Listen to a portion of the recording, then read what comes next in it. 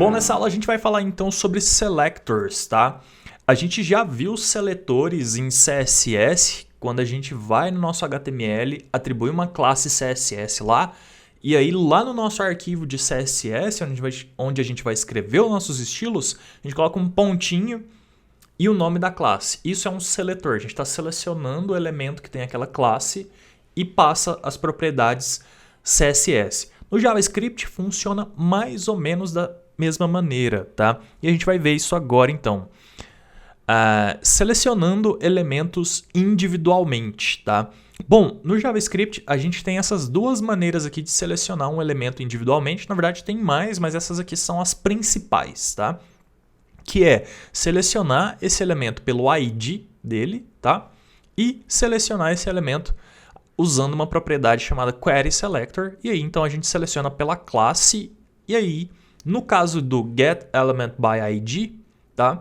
A gente não coloca aquele símbolo de hashtag aqui, tá? Para falar que é um ID, a gente pode colocar só o nome do ID. E quando a gente usa querySelector, aí a gente precisa colocar o símbolo aqui, seja um ID ou seja uma class, tá? Seja pontinho então, ou o jogo da velha aqui. Com querySelector a gente precisa, tá?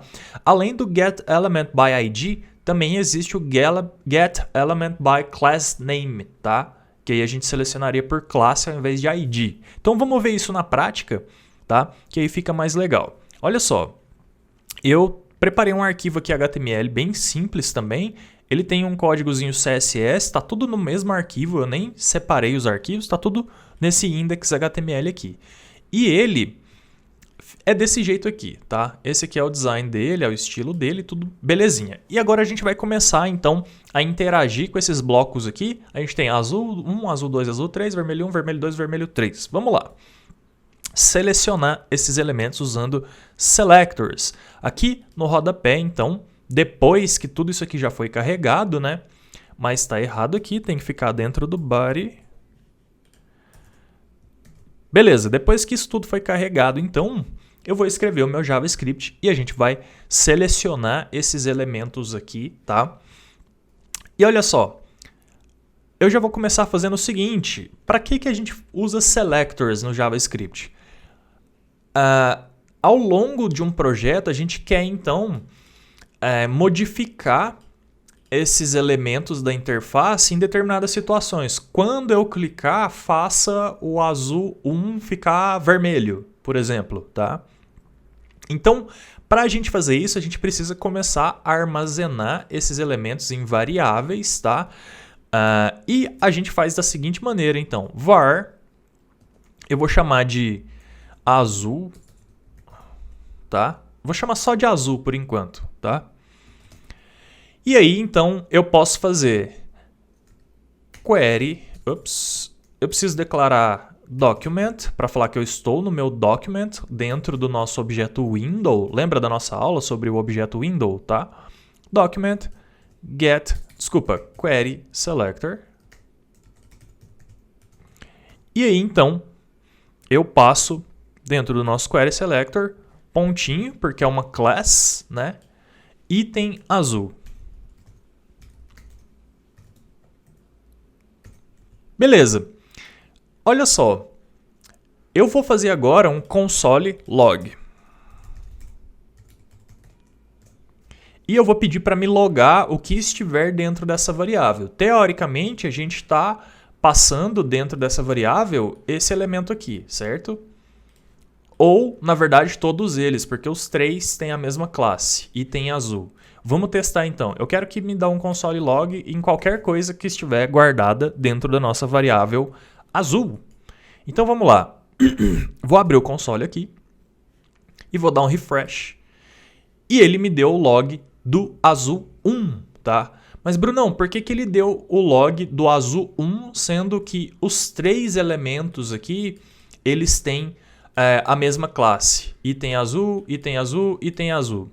Porque a gente usou o querySelector e o querySelector ele sempre vai puxar o primeiro elemento que tem essa classe. Ou se fosse um ID, o primeiro elemento que tem esse ID. Ele não vai puxar os outros, tá?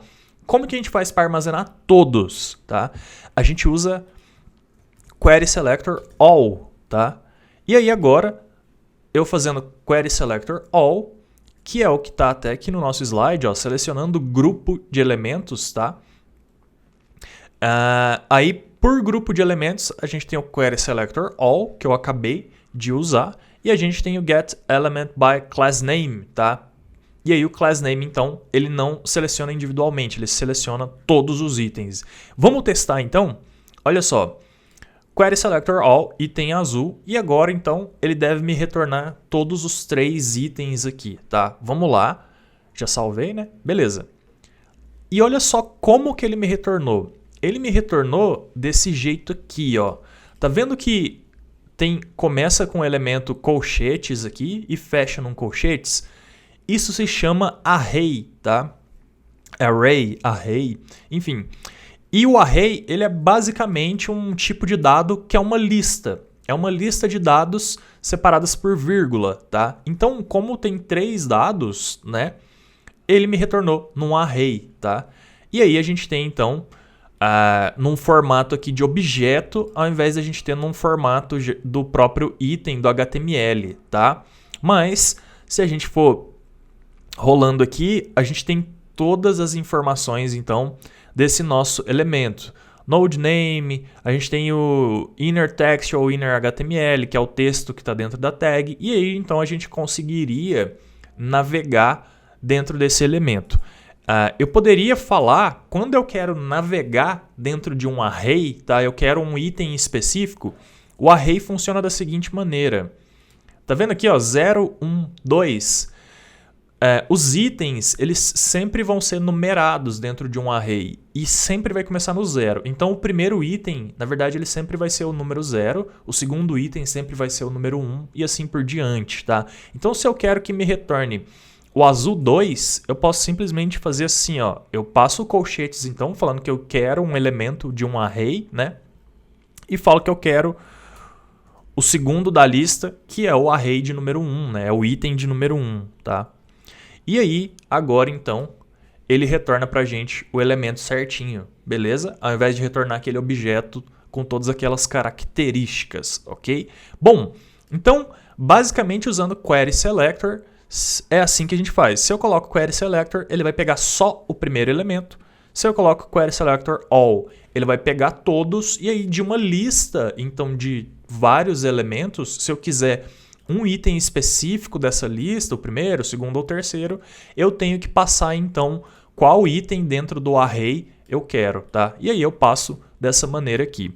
Bom, é basicamente assim que a gente usa seletores, tá? No nosso JavaScript, e aí a gente tem inúmeras situações onde a gente pode usar. Eu vou dar mais um exemplo agora, só para a gente ter uma visão prática de como modificar elementos, tá, com JavaScript e usando seletores, só que eu vou fazer isso na próxima aula.